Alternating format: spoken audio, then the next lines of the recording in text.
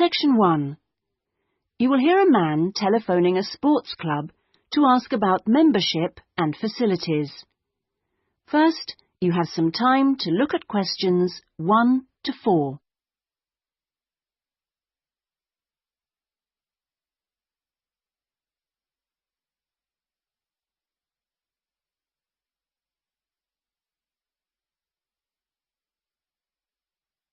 You will see that there is an example that has been done for you. On this occasion only, the conversation relating to this will be played first. Good morning. Sorry, it's gone 12. I'll start again. Good afternoon, Kingswell Sports Club. How can I help you? Oh, good afternoon. I was wondering if you could give me some information about membership and facilities. The name of the sports club is Kingswell, so Kingswell has been written in the space. Now we shall begin.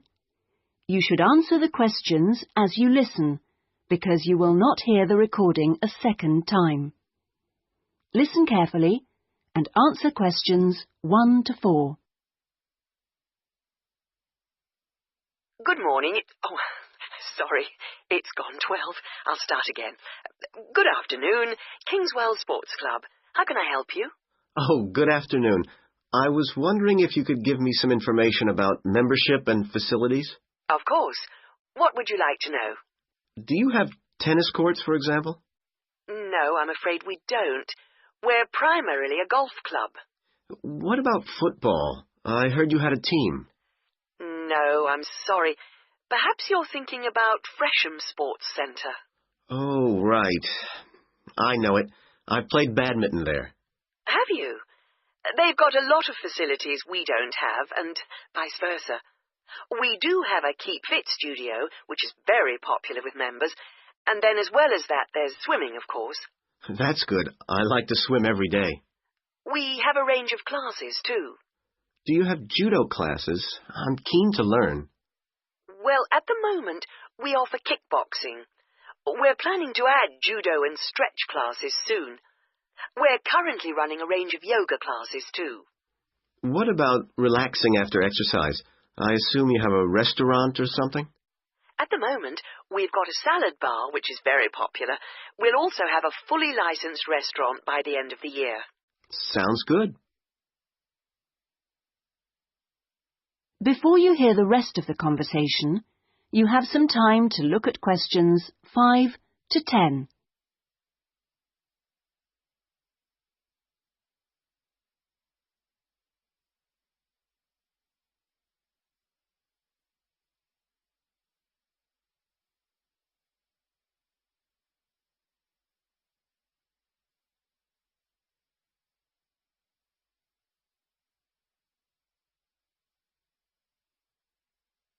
Now listen and answer questions 5 to 10.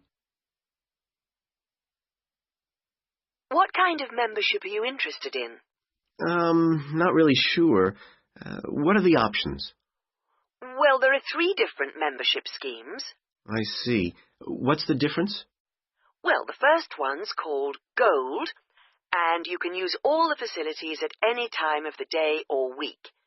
You can also join in as many classes as you like for free. That sounds good. Is it very expensive? Well, you pay a £250 joining fee, and then it's £450... Oh, no, I'm sorry. It's just gone up by £50. Sorry about that. It's now £500 for the annual subscription fee. Right, got that. And what's the next type? Well, that's silver. It's the same as gold, except you have to pay a small fee of £1 per lesson for any you do, and you can only use the centre at certain times. I see. So when exactly? You can only use the facilities between 10 a.m. and 4:30 p.m. So I couldn't use the pool at 8 in the morning or evening then? That's right. Okay, and the price for that? Is the joining fee the same as for gold? Actually, it's slightly less than the £250. It's £225. but the annual fee is only £300. Does that sound more like what you want? Well, it's still rather more expensive than I thought. I'm a student here in England, and I'm only here for 6 months. Ah, then the bronze scheme would probably suit you best. How is that different? Well, some of the facilities have restricted use.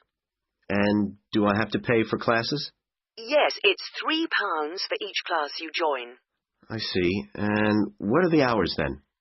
Between 10:30 and 3:30 weekdays only, and you pay a £50 joining fee. The annual fee is £180.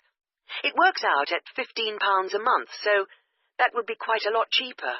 Oh, that should be all right. I could come in my free periods. What do I have to do if I want to join? Well, we book you in for an assessment with an instructor who will show you how to use all the equipment.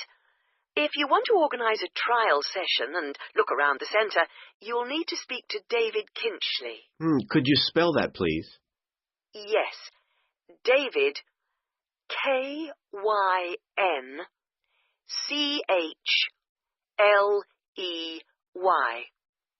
I'll give you his direct line number.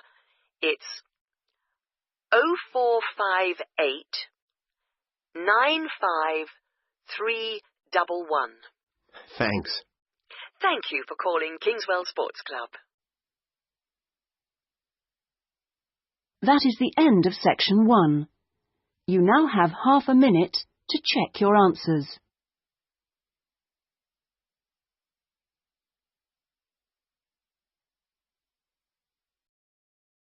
Section 2. You will hear a local radio broadcast about the Rivendell City Theatre. First, you have some time to look at questions 11 to 16.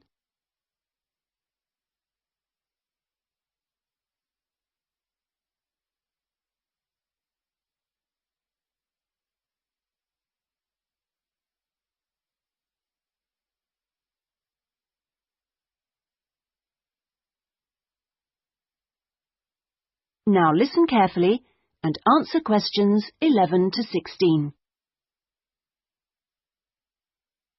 And here on Radio Rivendell, we have Lynn Rawley, the Public Relations Officer of our own Rivendell City Theatre. Hello, Lynn. Hello. Now, the theatre is reopening soon after its 3-year redevelopment program, isn't it? That's right, and there are a lot of improvements. The first thing people will see when they go in is that the foyer has been repainted in the original green and gold. Then the box office has been reoriented with its own access from the side of the building instead of through the foyer, which means it can be open longer hours and has more space too. The shop that used to be in the foyer, which sold books and CDs, is the one part of the redevelopment which isn't yet complete.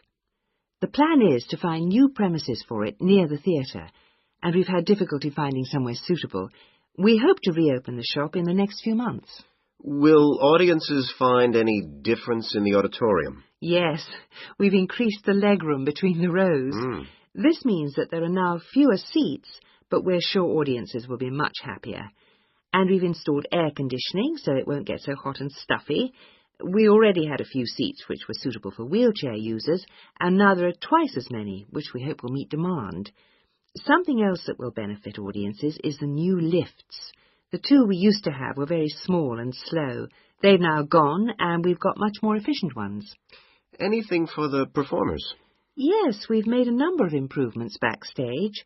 The small, dark dressing rooms we used to have been converted into 2 large, airy rooms, so they're much more comfortable now. And the state-of-the-art electronic sound and lighting systems have been installed.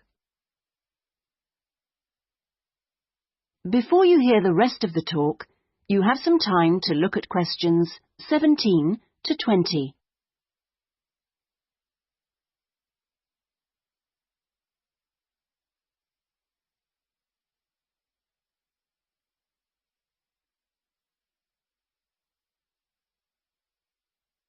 Now listen and answer questions 17 to 20. Okay, so what's the first play that audiences can see when the theatre reopens? We've got a very exciting production of Peter Shaffer's Royal Hunt of the Sun, which is currently touring the country. That starts on October the 13th and runs till the 19th. We're experimenting a bit with the time the curtain goes up. We used to start all our performances at 7:30, but that made it difficult for people to go home by public transport.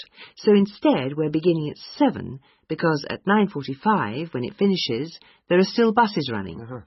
Tickets are already selling fast.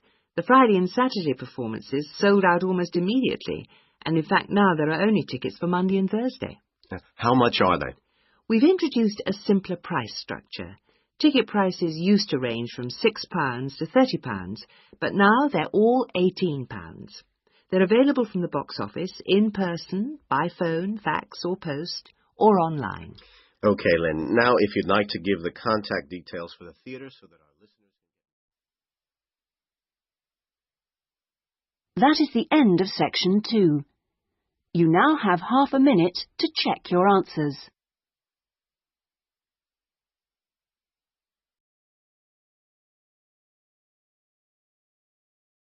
Section 3. You will hear a man inquiring about college courses. First, you have some time to look at questions 21 to 25.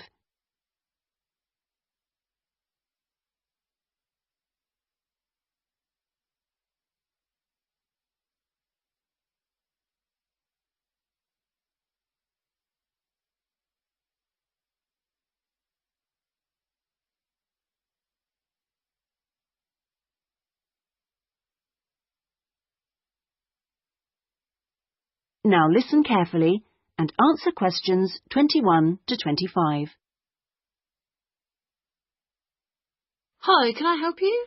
I was told to come here because I'd like to talk to someone about taking a management course. Right, I'm one of the tutors, so I should be able to help you. Oh, good.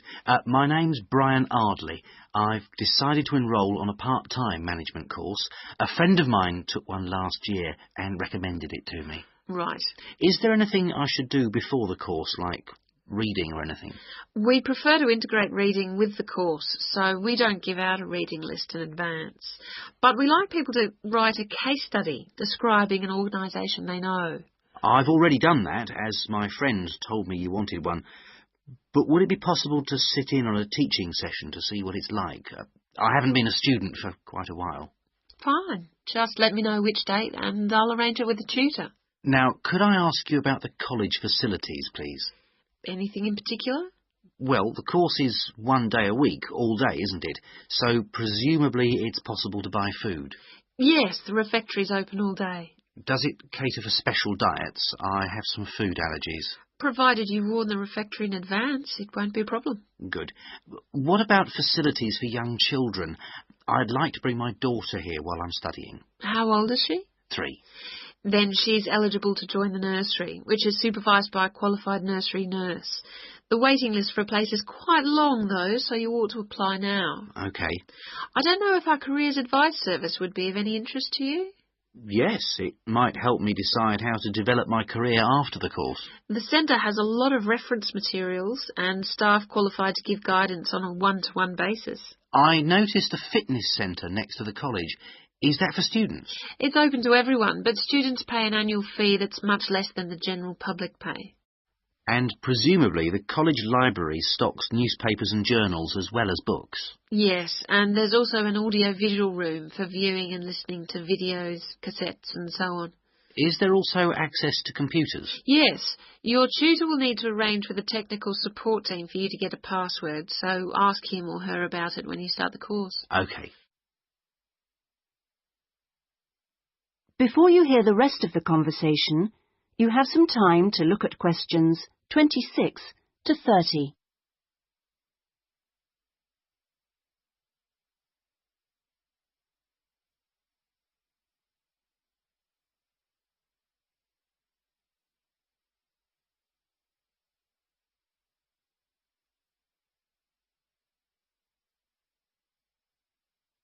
Now listen and answer questions 26 to 30. By the way, do you know about our business centre? No, what's that? It's a training resource, a collection of materials for people to study on their own or use in their own organisations. Uh-huh. You mean books and videos? Yes, and manuals for self-study, plus a lot of computer-based materials so people can work through them at their own speed and repeat anything they aren't sure about. And you can hire laptops to use in your own home or workplace, as well as printers that you can take away. Does it have anything that I could use to improve my study skills? I don't have much idea about report writing, and I'm sure I'll need it on the course. Oh, yes, there's plenty of useful material. Just ask one of the staff. Does the centre cover all the main areas of business? Yes, topics like finance and, of course, marketing, that's a popular one. Local managers seem to queue up to borrow the videos. So it isn't just for students, then? No, it's for members only, but anyone can join. How much does it cost? £100 a year for a company and £50 for an individual, with no discount for students, I'm afraid. Well, that's very helpful. Well, I think that's all. I'd better go home and fill in the enrolment form. Thanks for all your help. You're welcome. Goodbye. Goodbye. That is the end of section 3. You now have half a minute to check your answers.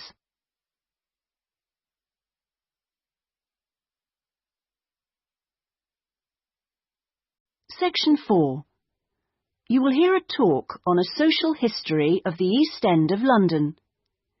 First, you have some time to look at questions 31 to 40.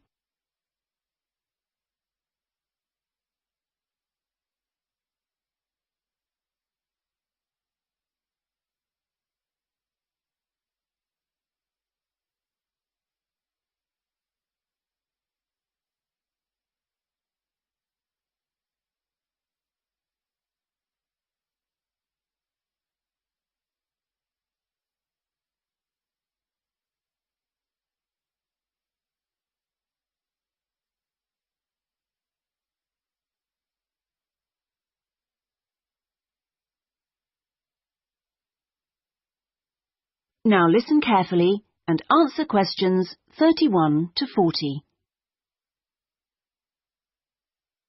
In the last few weeks, we've been looking at various aspects of the social history of London. And this morning, we're continuing with a look at life in the area called the East End. I'll start with a brief history of the district and then focus on life in the first half of the 20th century.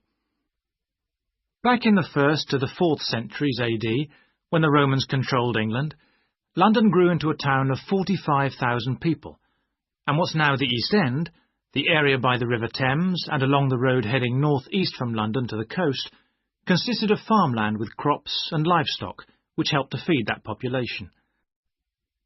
The Romans left in 410, at the beginning of the 5th century, and from then onwards, the country suffered a series of invasions by tribes from present-day Germany and Denmark, the Angles, Saxons and Jutes, many of whom settled in the East End. The technology they introduced meant that metal and leather goods were produced there for the first time. And as the East End was by the river, ships could transport goods between there and foreign markets. In the 11th century, in 1066 to be precise, the Normans conquered England, and during the next few centuries London became one of the most powerful and prosperous cities in Europe. The East End benefited from this, and because there were fewer restrictions there than in the city itself, plenty of newcomers settled there from abroad, bringing their skills as workers, merchants or moneylenders during the next few hundred years. In the 16th century, the first dock was dug, where ships were constructed, eventually making the East End the focus of massive international trade. And in the late 16th century, when much of the rest of England was suffering economically, a lot of agricultural workers came to the East End to look for alternative work.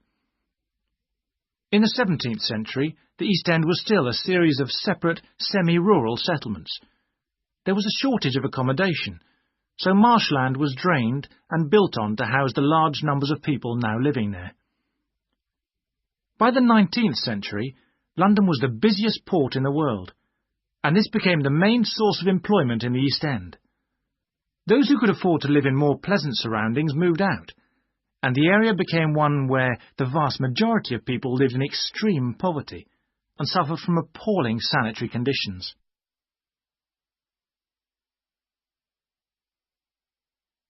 That brief outline takes us to the beginning of the 20th century. And now we'll turn to housing. At the beginning of the century, living conditions for the majority of working people in East London were very basic indeed. Houses were crowded closely together and usually very badly built because there was no regulation. But the poor and needy were attracted by the possibility of work, and they had to be housed. It was the availability rather than the condition of the housing that was the major concern for tenants and landlords alike. Few houses had electricity at this time, so other sources of power were used, like coal for the fires which heated perhaps just one room. Of course, the smoke from these contributed a great deal to the air pollution for which London used to be famous. A tiny, damp, unhealthy house like this might well be occupied by 2 full families, possibly including several children, grandparents, aunts and uncles. Now, before I go on to health implications of this way of life, I'll say something about food and nutrition. That is the end of section 4. You now have half a minute to check your answers.